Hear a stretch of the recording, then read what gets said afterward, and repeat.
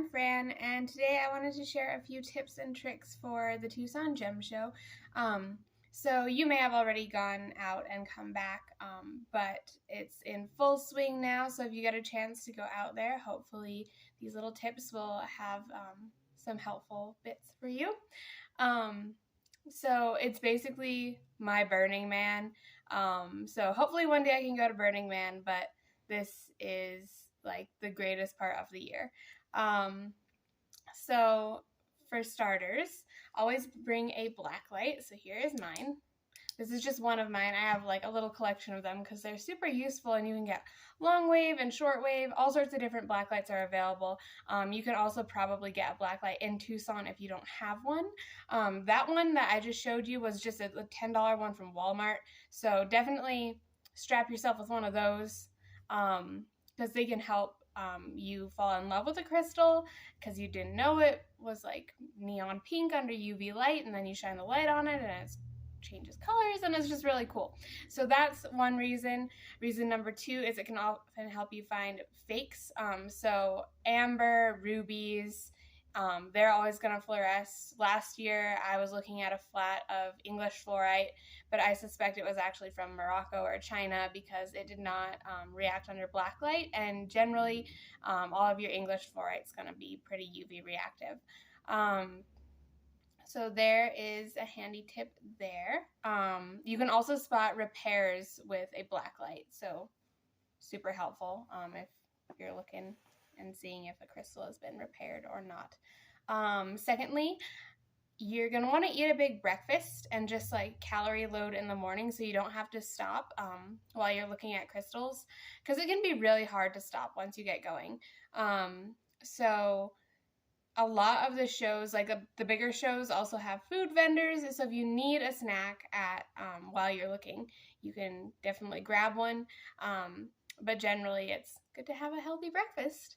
Also, if you're new to the area, definitely try and check it out. Like, get up early before the shows open and explore a little bit, because the desert is like being on another planet, and there's nothing like standing next to a giant saguaro cactus and checking out all the little animals and insects that make it home. So definitely recommend that. Also, I'm going to put a link in the description.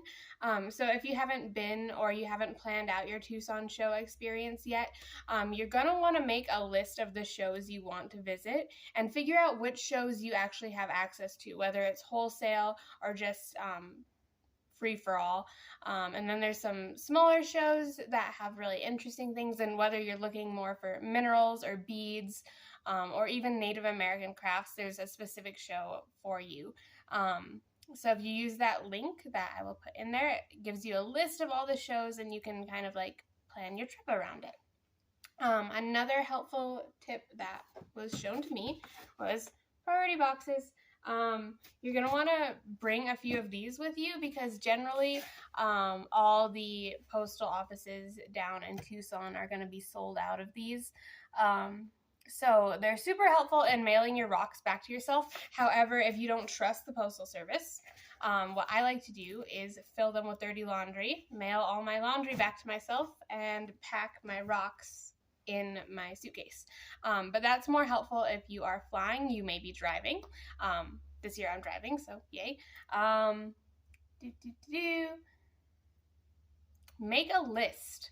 That's really important. So you can, anything you want, you can pretty much find in Tucson. If you want a $20 Imperial Topaz, but you keep seeing like $60 ones and you're like, maybe I should just buy it, you will find a $20 Imperial Topaz. Don't just cave and blow your budget on the first one you see, because it helps to be super specific on your, like, what you're looking for and what your price range is, and like going in with a budget. Next, call and confirm your hotel or your Airbnb before you go. Just shoot the people a message and see if it gets returned, because there have been a lot of scams lately of hotels or Airbnbs in Tucson. So you're just going to want to make sure that your reservation is indeed solid and you're good to go. Pack layers. So it gets very cold in the desert at nighttime. So, but it can get really hot during the day. So you're just going to want to layer up so that you can fluctuate with the weather. Another thing is that you're going to want to just throw like $10 or $20 in a cup holder for parking, because some of the bigger shows like the Pueblo show or the 22nd Street show, they're going to have paid parking. A lot of the other shows are free, but you're just going to want to be prepared and have that accessible so that you can spend as much time as you possibly can looking at rocks and not dilly-dallying around. But yeah, I think those are my tips, and if you have any more, please comment them below.